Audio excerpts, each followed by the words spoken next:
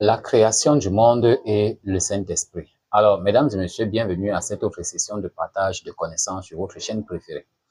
Je vous remercie déjà de tout ce que vous faites pour soutenir cette chaîne, en likant, en vous abonnant et surtout en partageant le contenu à d'autres personnes pour que nous puissions édifier notre communauté sur certains sujets. Alors, en les traitant sur l'angle métaphysique. Lorsque les gens parlent de la création, par exemple, vous allez souvent entendre dire au début de la création, l'Esprit de Dieu se mouvait au-dessus des eaux. Mais nous sommes encore au début de la création et l'Esprit de Dieu se meut déjà au-dessus de quelque chose. Cela implique au moins deux choses. Regardez, l'Esprit de Dieu se trouve déjà quelque part. Il se trouve déjà dans un milieu. Parce qu'on montre que l'Esprit de Dieu, on essaie de le représenter. Bon, pas représenter, mais on essaie de le localiser par rapport déjà à la présence de l'eau, qui est la deuxième chose que nous remarquons, le fait qu'il y a quelque chose qui est déjà créé. Donc, nous avons déjà deux choses qui sont créées, alors que la création n'a pas encore commencé. On a l'espace et puis on a les eaux. Bien sûr, on n'a pas donné la nature de ces eaux. Et bien entendu, si on entre dans l'explication purement métaphysique, on va trouver que ces eaux sont une dimension de l'esprit. L'Esprit de Dieu se meut donc au-dessus de l'eau. L'Esprit de Dieu. Parce que des fois, on essaye de ne pas dire Dieu se met au-dessus de Dieu, mais on dit l'Esprit de Dieu. Là, il faut comprendre la subtilité où on vous amène. Parce que on voit qu'on ne peut pas réellement cerner Dieu. Donc, pour cerner, pour montrer qu'on essaie de vous présenter quelque chose de compris, on vous montre plutôt Dieu dans d'une connotation. Parce que si je vous dis que Dieu est peut-être, c'est pas cet arbre ou cette plante qui est, je dis que Dieu se trouve au-dessus de cette plante. Vous êtes d'accord avec moi que ça ne peut pas être Dieu parce que Dieu ne peut pas se trouver seulement au-dessus de cette plante. Dieu est omniprésent. Et donc, si je dis Dieu se mouvait au-dessus des eaux, ça va poser problème. Puisque il faut que les eaux maintenant soient infinies. Et si les eaux sont devenues infinies pour que Dieu se meut au-dessus, ça dit qu'il est au-dessus des eaux. Il n'est même pas en dessous des eaux, il n'est pas en bas des eaux. Ça montre déjà le fait qu'il n'est pas. Donc, tout ça pose problème. Alors, mesdames et messieurs, il est important que nous comprenions les notions spirituelles. Par exemple, lorsqu'on dit que tout a été créé par le Saint-Esprit, qu'est-ce qu'on veut par là dire? On dit que tout ce qui a été créé par le Saint-Esprit, qui est la force agissante de Dieu, et rien de ce qui n'a été créé, et rien de ce qui a été créé n'a été créé sans cette force agissante de Dieu, sans le Saint-Esprit. Le petit problème ici, c'est quoi? C'est que quand on dit le Saint-Esprit, on a l'impression qu'il s'agit toujours d'une entité masculine. Parce que le fait qu'on dise déjà Dieu, ça montre que c'est une entité masculine. Mais quand on dit le Saint-Esprit, alors regardez un peu. Les gens ont l'habitude de dire que ce qui est en haut est comme ce qui est en bas. Si je dis ceci, j'entre chez vous par exemple, ou alors imaginez que vous et moi, nous arrivons dans une maison, on trouve le père, on trouve l'enfant, on pourrait leur demander qui est absent. On va dire qu'est-ce qui manque à l'appel? La mère, vous avez trouvé. La mère.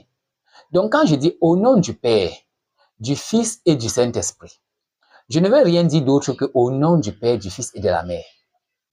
Le Saint-Esprit est donc la mère universelle, la mère divine. Alors, quand vous arrivez donc dans une maison et que, supposons que nous sommes ici sur le plan spirituel, quand nous parlons du Père, du Fils et du Saint-Esprit, le Saint-Esprit est cette mère divine qui, comme dans une maison, le Saint-Esprit engendre par la procréation, dans une maison, la mère est celle qui procrée, n'est-ce pas? Donc, est celle procréée par assistance, n'est-ce pas, de Dieu certainement. Le Saint-Esprit, lui, crée. Il ne va pas procréer, mais il va créer. Parce que lui, il est directement elle ou bien il ou elle, je ne sais pas. On peut dire la Saint-Esprit aussi. Voilà. Et il ou elle donc est donc avec grand I ou grand E pour mettre à la fois absoluter les termes, est donc la force qui génère tout cela. Et c'est pour cela qu'en anglais, on dit God. God veut dire Generator, Operator and Destroyer. Donc, c'est celui qui fait arriver à l'existence, générateur. Opérateur est celui par qui le mouvement a lieu. Tout ce qui se fait par sa grâce. C'est-à-dire, si je lève mon bras, la force qui est dans mon bras pour qu'il se lève, ça sort d'où? C'est une manifestation. C'est-à-dire, c'est des énergies qui découlent de la création, qui viennent du Saint-Esprit. Toutes ces énergies, le vent qui passe et tout ce qui se passe, ça vient de Dieu. Destroyer, chaque chose arrive à sa fin. En fin de cycle, va être soit sublimé, soit détruit. Vous voyez?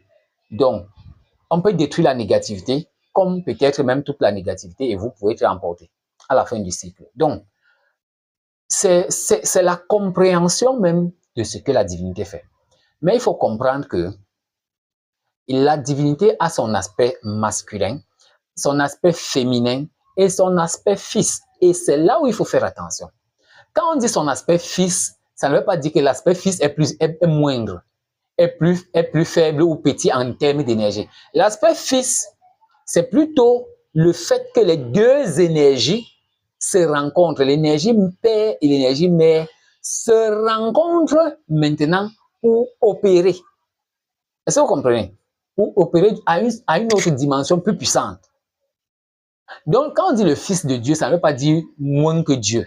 Et c'est comme ça que beaucoup de gens ont compris. Quand on dit Jésus-Christ, le Fils de Dieu, ils croient qu'en fait, c'est un peu comme son bon petit genre. Dieu peut dire, bon, moi, c'est moi le boss. Et puis, non, c'est la même personne en réalité. C'est la même personne.